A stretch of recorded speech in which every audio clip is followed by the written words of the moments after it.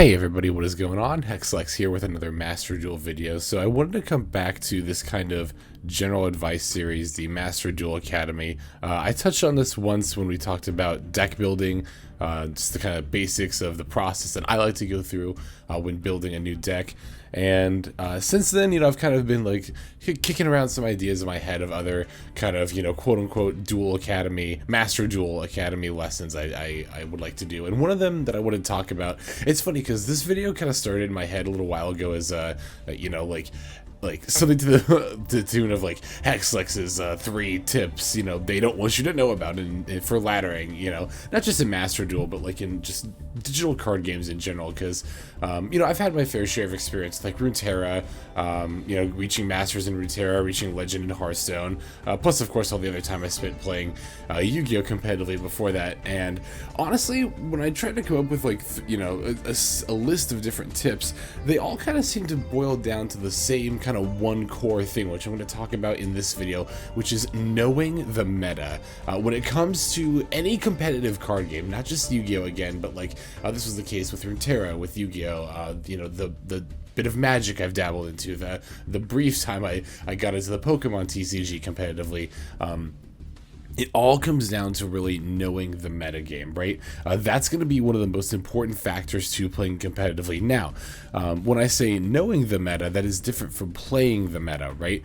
You don't necessarily have to be playing a meta deck in order to see success in a card game, right? But if that's the case, you do need to make sure that you have a lot of practice with the deck, and that it is something that you are pretty well-versed piloting. But even if that's the case, right, because I do see this mentality a lot where, people don't want to play meta decks, and that's fine. Of course, that's perfectly valid.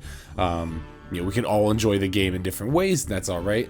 But that said, we do still need to know, even if we're not playing a meta deck, what is going on in the meta game. And that's where I see a bit of obstinance of like, oh, I don't even like follow the meta at all. It's like, well, you should, even if you're not playing it, right?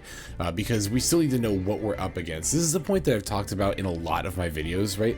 Which is the idea that even if we're not playing a deck, it's still good to know what is going on with that deck, because especially ones we expect to see a lot, like Branded Despia. And now we're here on Master Duel Meta, of course, as we often are when we talk about the metagame, but we're not here to look at this metagame specifically. We've actually kind of covered it a little bit extensively recently with both a metagame analysis with this data, and then drawing our own extrapolations, and then forming our own meta to kind of tier list for ranked best of one ladder.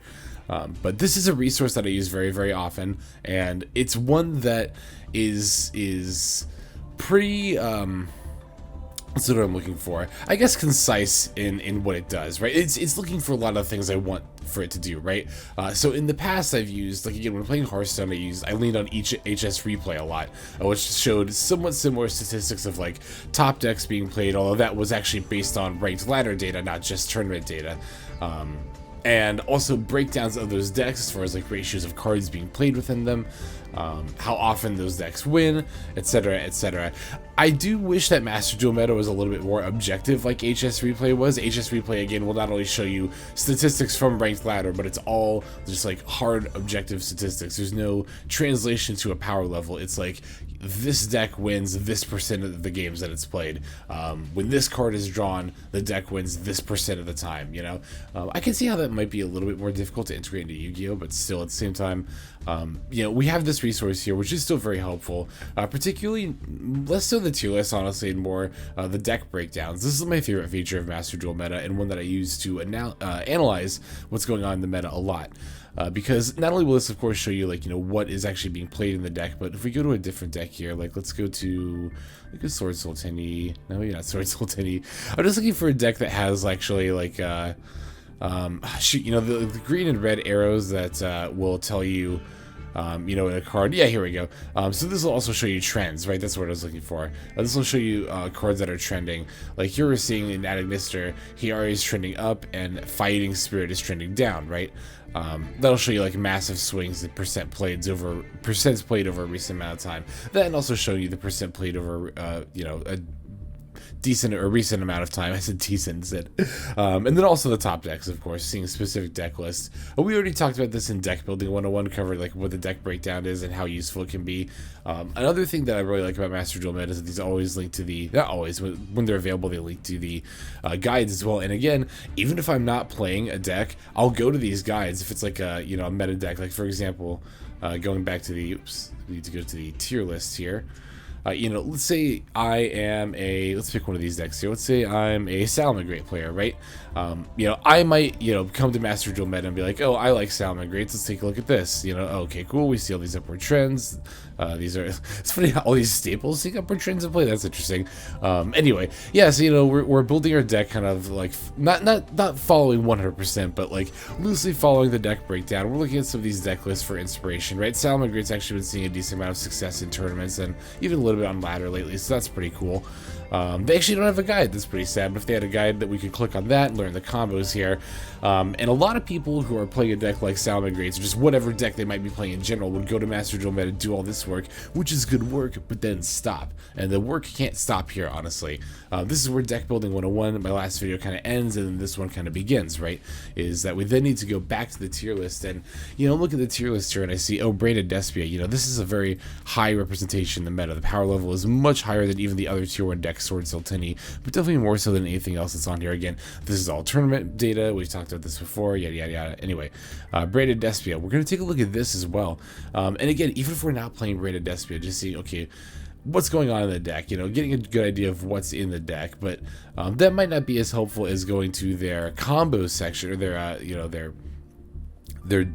strategy guide here, and then going down to the bottom. This is particularly what I like to look at when looking at other decks, like their combo section, the basic combos, right? A lot of the guides, especially for like you know, a high tier level deck like Branded Despia, will have like, you know, a quick overview of what the deck does. And then if you go here, it'll actually have like, you know, the combos themselves. And this is, again, good to review even if you're not playing the deck, because this will kind of show you like what the deck is aiming to do, what it can typically end on, and what you can do to kind of stop that. This will help you identify choke points. Choke points are actually, I talked about this a little bit before, but that's actually going to be its own, I think, Master Duel Academy lesson video that I'd like to do in the near future here. Is talking about choke points. Choke points being points in a deck's combo where the effect or the negate is most effective. Part of the way that you can identify that is by, you know, looking at the combo guide and seeing not only what they start with and what they end on, but also at what point, you know, again, you could try to identify what point is the best point to negate. For example, here, you know, with Branded Despia, right, we see a whole bunch of different things that they can start with, but they'll kind of tend to end on the Mirror Jade plus the Branded Red setup, sometimes with other stuff as well, but it's pretty much always Mirror Jade plus Branded Red. So, you know, by identifying that, it's like, oh, well, what's bringing up the Mirror Jade? Of course, we know that being the Lubellion, that kind of leads back to the Branded Fusion, but you see that we have multiple ways to like lead to the same stuff, right, between the Albert and the Branded Opening and the Branded Fusion. All roads kind of end up leading to the Branded Fusion, so that way you can kind of draw that conclusion like, okay, Branded Fusion is one of the better things to negate. And of course, this is all kind of hypothetical. It's kind of assuming you actually haven't played against the deck yet, but of course, if you play against the deck, that this kind of information becomes a lot more recognizable. This is why I always kind of say practice makes perfect, and it really does too. The best way to learn a meta, aside from doing research, I'm kind of more talking about the research angle of it, but honestly the best way to learn a meta is to just kind of dive right into Regs Ladder and play. You know, it might seem kind of tempting to be like, oh, well, this I actually do recommend doing. If you're brand new to a deck, maybe go to solo mode and just practice doing the combo lines a little bit. I do that all the time when I build a new deck that I haven't played yet before. That I actually do recommend, but sometimes I kind of see people kind of start in casual mode and play for like quite a while in there, like 10, 20 games, just trying to get a feel for that. And there's definitely nothing wrong with that, but I think honestly, if you are looking to get to like Diamond 1 with a deck, like you're looking to do competitive ranked ladder, there's no better way to get into it than just dive straight in, right? Like, yeah, your practice games, you might lose quite a few than you would later down the road, but like, you might as well have those practice wins count towards your laddering climb, right? And honestly, there's going to be no better practice than to just get on the ladder and go for it. Ladder anxiety is a big thing that I've had before in other card games, a little bit in Yu-Gi-Oh! Master Duel, not as much because I just tend to be more familiar and more comfortable with the game overall, but honestly, ladder anxiety is something I've definitely gotten in like Runeterra. I got a fair bit when I was playing that again, where this idea where, you know, oh, oh, I don't know if I'm like confident with this deck, maybe I should warm up in casual first. Like, no, definitely just go straight into ranked ladder. That's gonna be the best like practice you're ever gonna get, is the real thing. But yeah, so again, we're just looking at like these deck breakdowns here. Yeah, Master Duel meta is like a very, very good source of information, but it's not necessarily the only one, right? I think it's important in following anything really, not just any game. I was gonna say any game, but anything really. It's always important to follow multiple sources because that's gonna be the best way to get. Oh, right. I'm sorry. There was one other thing I did want to talk about with Master Duel meta. Another way that I like to use this resource, right? Not just in research like between games, looking at the meta and stuff, but also this could be a helpful resource even mid-game too. And it's like, well, how can I use this mid-game?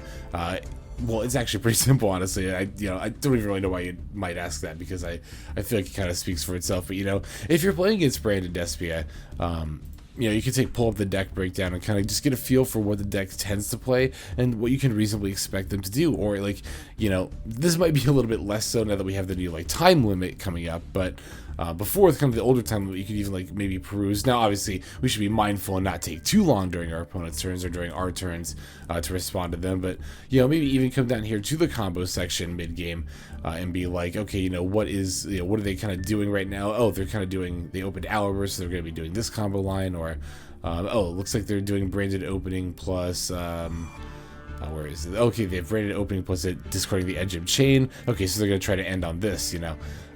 That could be a very useful thing to do. Whoops, sorry about that. We'll get to that in a little bit. That could be a very useful thing to do, like even mid-game. Now you might be wondering, well, what if I don't know what my opponent is playing? That's fine too, because Master Duel meta also has a very handy resource here where you can filter by the cards themselves. And if you see a card that looks a little weird and obtuse and you don't know like what your opponent is doing with it, like this deck isn't like too weird or obtuse, but let's say your opponent summons what is it, the Fairy Tale, or not Lunalight, sorry, it's the oh shoot, no, I can't think of it. Well, let's say they drop like a Danger monster, like Danger or Bigfoot. I'm just because I'm thinking of the same deck, right? And you're like relatively new to Master Duel, and you're like, oh, I've never seen this card be played before. Danger Bigfoot, like I don't even know what kind of deck plays this card. Honestly, it's helpful to just throw up a tab, pull up Master Duel meta, let's look up Danger Bigfoot. Okay, click on it here, and then you can see what decks are playing it, what percentage of ratios they're playing it, but more importantly, starting from the left and then going to the right, it'll actually show you like the most played decks that are using this card. So you can reasonably assume most of the time that one of these the top result or one of the top results is going to be the deck you're playing against. But you might be like, oh, this 8-axis is going blind. Oh, okay, wait a second. Now my opponent's throwing out this Gizmek Orochi. Okay, this is the deck that my opponent is playing. Luna was what I was trying to look. I just kept typing Luna Light, but no, Fairy Tale Luna was the card I was looking for. I was thinking about earlier. But yeah, moral of the story is like if your opponent plays a card that looks unfamiliar, and you might be like, well, what am I even playing against right now? I'll even do that sometimes. Or I do it a little bit less often now that I've been playing more. This almost year now that Master Duel has been out, and I'm getting more familiar with like generally what's going on in Yu-Gi-Oh right now. But yeah, this can be another like great way to use Master Duel meta, and one that I've done my fair share number of times before. But anyway, like I was saying earlier, Master Duel meta is not necessarily the only resource that we want to be using. It's always important to use multiple resources, in my opinion, for pretty much anything in life, not just Yu-Gi-Oh or other games. So other resources that I like to use, I've talked about this one before too, mostly when looking towards future releases. I really like Road to the King as well. Road to the King actually does have Master Duel information as well. You can see it's relatively recent, a couple of weeks ago. And it's also a nice way to get a view of the OCG, or like not necessarily OCG, but like what's going on in Japan in Master Duel, right? Because even though we have like the same game, the same ban list, the same format, their meta as far as their tournament scene is still fairly different. And Road to the King will actually show you kind of like what's going on in like tournaments over in Japan with Master Duel, because one thing we have to keep in mind with Master Duel meta is that this is fairly TCG centric, right? Like a lot of the data being submitted here, a lot of the tournaments being played here, in fact I'd say almost all the data in tournaments from Master Duel meta is like based from like the Americas, Europe, the TCG side of Yu-Gi-Oh basically. So it's important to get that duality, especially when we are talking about when playing the TCG, it's still important to follow the OCG, but especially in Master Duel, where we are actually playing under the same format, it's definitely important to see what's going on for pretty much like every angle, right? Just trying to get as many viewpoints in as possible for as diverse and then conclusive of a result as possible. So like here, you know, you see Phantom Knights like has a huge representation on this metagame breakdown, as does Eldritch. Eldritch is a lot more popular in tournaments in the OCG, I've noticed, or I keep saying the OCG even though we're all Master Duel. You know, Eldritch just tends to be a lot more popular over there in tournaments, I've noticed. As a choice just in general, but here we see like, you know, Adventure Phantom Knight, which was not a very popular deck over here at all, even before the Adventure engine got hit and the DPE engine got hit on Master Duel. Like there was not very many people that I observed playing Adventure Phantom Knight, even though I thought it was a very solid, and it is a very solid deck. Sees much more play than Adventure 10 or Adventure Pranks, and this data is from when Adventure Pranks still had multiple Meow Meow moves, right? So it's interesting just to see again the differences in what ends up getting played. This is why I talked about a lot how it's not just a deck's power level that makes you know, that will define its place in the meta. A lot of people kind of treat it very objectively, right? They'll look at a metagame breakdown and be like, oh, you know, Phantom Knights is the most played, therefore Phantom Knights is the most powerful deck. That's not necessarily true, because again, you know, we're seeing much different breakdowns from the TCG side of things, or from the Americas and Europe, this side of things. You know, it's important to remember that like representation is as much of a factor as power level when it comes to what is being played in the meta, right? Again, just like the Phantom Knight seeing so much more play in the tournaments over there. Same with like Eldritch in general. Eldritch, if you followed like you know, Road to the King's Master Duel reports before, you know that Eldritch sees a ton of play in the Master Duel tournaments over there. And, you know, it's not just the metagame breakdowns. They also had one for the Duelist Cup as well. It was somewhere. Here we go. Yeah, so, yeah, this one was, I think, kind of the source of, yeah, here we go, the top 100 results. Like, we saw the top 10 decks being played. That was kind of floating around the subreddit, which we'll actually touch on a little bit here. Yeah, you can see a lot of information here that wasn't necessarily available on Master Duel Meta. That's why, again, I always say it's so important to have multiple sources for, again, just any amount of research, not just, you know, for Yu-Gi-Oh! But it's kind of funny. I remember a comment on this in the Deck Building 101 video where, like, you know, a lot of just commenting on the fact that, like, a lot of it does come down to just having good general research skills. And that is actually kind of what it comes down to a lot of the time, is just, you know, knowing what to look for is just as important as knowing the information itself, because obviously if you don't know the information you need, then you're not getting the information you need. So it's funny here just looking at the Duelist Cup, just how low, you know, Adventure 10 was being played, because again, it was really good at this point in the format, but just due to the nature of the 300 seconds, it just like didn't see much play. I don't know, it's just a funny little observation I had just now. But yeah, so Road to the King, another great resource for, oh, the other thing too is, like, you know, as I was touching on, not just for Master Duel, but also for following the OCG, which when it comes to looking forward, like, to future Master Duel formats, I tend to look at the OCG, like, what the OCG was doing around that time, a little bit more than the TCG, just because, it's mostly because of the 3 max C thing, right? Because of that factor alone, and other slight ways in which the Master Duel tier list, or not tier list, ban list tends to more closely match the OCG's ban list / mentality of how they ban things in the TCG. The OCG metas tend to be closer to what Master Duel's meta tend to be. Now, when Master Duel first came out, we had an almost exact recreation of an OCG format with some very slight differences, and that was also tended to be the case for the first ban list or two as well. You know, now we're at a point where Master Duel, it very much does have its own ban list, and as a result, it's a little bit more difficult to follow the OCG like 100% to figure out what's going to happen, but it does still tend to be, again, just due to like mostly the whole 3 max C thing, but also other similarities. I tend to follow OCG metas a little bit more closely to figure out what's going to be going on than TCG metas. That's not to say I completely ignore the TCG, but all the same, I do tend to follow the Road to the Kings for that reason, as well as, of course, their Master Duel content as well. I tend to think that it helps to be on the subreddit a little bit. I emphasize the phrase a little bit. The subreddit is a lot of memes, and I will admit it is a lot of people complaining about the meta, but at the same time, it's still important, even if you just need to like casually like research, quote unquote, research the meta, because being on here will still kind of tell you what's going on. It'll give you a skewed perspective. You do have to keep that in mind. It will give you a skewed perspective, but It'll also show you just interesting statistics that I like to look at. Like, this one here, I like this post of cards that have different max amounts in all 3 formats. It just kind of, this really highlights the difference between Master Duel's meta, or like ban lists in general, and, other formats. These are all just cards that are at different amounts between the TCG, OCG, and Master Duel. So, yeah, even like random information like this can be kind of cool and helpful sometimes. It might not seem like very helpful, but again, even just helping to appreciate the difference between Master Duel and other games is a step towards just like knowing the meta, appreciating the meta. That's what it all comes down to, honestly, is just knowing the meta.